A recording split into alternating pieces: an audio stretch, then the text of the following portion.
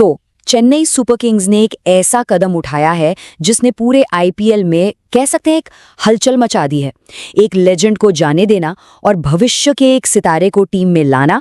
अब सवाल ये है कि क्या ये एक मास्टर स्ट्रोक है या फिर एक बहुत बड़ा जुआ। चलिए आज सीएसके के इसी 2026 के गेम प्लान को डिकोड करने की कोशिश करते हैं। तो देखिए, कहानी की शुरुआत होती है सीएसके के रोड टू 2026 इवेंट से। वहां एमएस धोनी से उनके रिटायरमेंट के बारे में पूछा गया और उन्होंने सारी अफवाहों पर बस एक ही शब्द में फुल स्टॉप लगा दिया, डेफिनेटली नॉट। उनका संदेश एकदम साफ था कि वो अभी कहीं नहीं जा रहे हैं। और जहां ये खबर फैंस के लिए किसी जश्न से कम नहीं थी, इसने एक बहुत बड़ा सवाल भी खड़ा कर दिया। धोनी तो कहीं नहीं जा रहे, ये तो ठीक है, लेकिन इससे एक बड़ा सवाल खड़ा होता है, आखिर सीएसके की लॉन्ग टर्म स्ट्रैटेजी क्या है। मतलब टीम उस बदलाव के लिए खुद को कैसे तैयार कर रही है जो आज नहीं तो कल होना तो है ही। और यहीं पर टीम मैनेजमेंट का पहला बड़ा कदम सामने आता है, एक ऐसा ट्रेड जिसने सच में सबको चौंका दिया। हम बात कर रहे हैं रविंद्र जडेजा के बदले संजू सैमसन को टीम में लाने की। शुरुआत में तो ये फैसला किसी के भी पल्ले नहीं पड़ रहा था। सीएसके के फैंस बहुत निराश थे, कुछ तो अपने सबसे पसंदीदा खिलाड़ियों में से एक को जाते देखकर रो भी पड़े। सबके मन में एक ही सवाल था, आखिर टीम ने जडेजा जैसे दिग्गज को जाने कैसे दिया।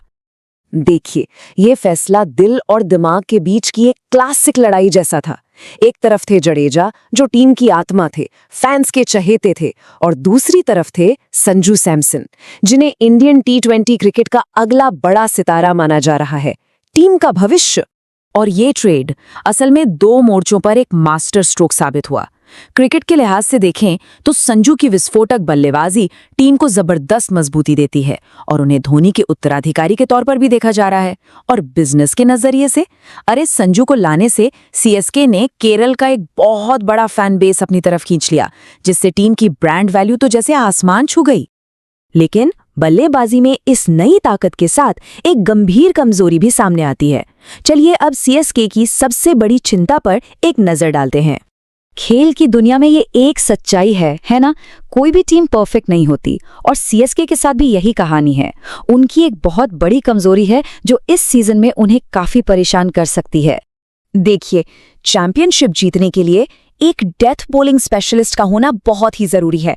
ये वो गेंदबाज होते हैं जो मैच के आखिरी ओवरों में, जब प्रेशर सबसे ज्यादा होता है, तब अपनी टीम को जीत दिलाते हैं। और यहीं सीएसके को सबसे बड़ा झटका लगा है। उनके main death bowler Nathan Ellis चोटिल होकर आईपीएल से बाहर हो गए हैं। उनकी गेंदबाजी काफी हद तक एलिस पर ही निर्भर थी और अब उनकी गैर मौजूदगी ने टीम की रणनीति में एक बहुत बड़ा गैप छोड़ दिया है। अगर हम बाकी गेंदबाजों पर नजर डालें तो पावर प्ले के लिए खलील अहमद और मैट हेनरी तो हैं, लेकिन डेथ ओवर्स में एक भी स्पेशलिस्ट नजर नहीं आता। स्पिन डिपार्टमेंट भी अब जडेजा के बिना सिर्फ नूर अहमद पर बहुत ज्यादा निर्भर रहेगा। कुल मिलाकर सीएसके की गेंदबाजी बाकी टीमों के मुकाबले थोड़ी, कह सकते हैं, हल्की नजर आ रही है। गेंदबाजी में चिंताएं हो सकती हैं, ठीक है, लेकिन सीएसके ने अपने खेल के एक पहलू में इतना इन्वेस्ट किया है कि वो लीग की सबसे खतरनाक टीमों में से एक बन गई है, और वो है उनकी बल्लेबाजी। सीएसके ने पिछले कुछ सीजन में अपनी बल्लेबाजी की सोच को पूरी तरह से बदल दिया है। जो टीम कभी डैडीज आर्मी कहलाती थी, अब वो यंगस्टर आर्मी बन चुकी है, जिसमें युवा और विस्फोटक बल्लेबाजों की भरमार है। जरा इस बैटिंग ऑर्डर की गहराई देखिए। मान लीजिए आयुष म्हात्रे और संजू सैमसन ओपनिंग कर रहे हैं, उसके बाद ऋतुराज गायकवाड़, डेवॉल्ट ब्रेविस और शिवम दुबे जैसे पावर हिटर। और ये लिस्ट यहीं खत्म नहीं होती। 8वें नंबर पर तो खुद महेंद्र सिंह धोनी है। कमाल है। और ये लाइन टीम की नई हालत को बिल्कुल सही तरीके से बयां करती है। पहले सीएसके के लिए सवाल होता था कि किससे खिलाया जाए, लेकिन अब की बार उनकी समस्या ये होगी कि भाई किससे बाहर बिठाया जाए। और ये मुश्किल तब और भी बढ़ जाती है जब सरफराज खान जैसे इन फॉर्म खिलाड़ी के बारे में सोचा जाता है। इतनी पावर पैक्ड लाइनअप में उन्हें जगह मिलेगी कहाँ? ये दिखाता है कि टीम में बल्लेबाजी के लिए कितनी जबरदस्त कंपटीशन है। तो इन सभी बातों को ध्यान में रखते हुए टीम की ताकतों और कमजोरियों को एक साथ रखकर चलिए एक फाइनल एनालिसिस करते हैं। तो 2026 का समीकरण एकदम सीधा है। एक तरफ सीएसके के पास लीग की सबसे विस्फोटक बल्लेबाजी है जो किसी भी टारगेट का पीछा कर सकती है, तो दूसरी तरफ उनकी गेंदबाजी काफी कमजोर नजर आती है, खासकर मैच के सबसे जरूरी आखिरी ओवरों में। तो अंतिम सवाल यही है, क्या विस्फोटक बल्लेबाजी एक कमजोर गेंदबाजी आक्रमण पर भारी पड़ सकती है?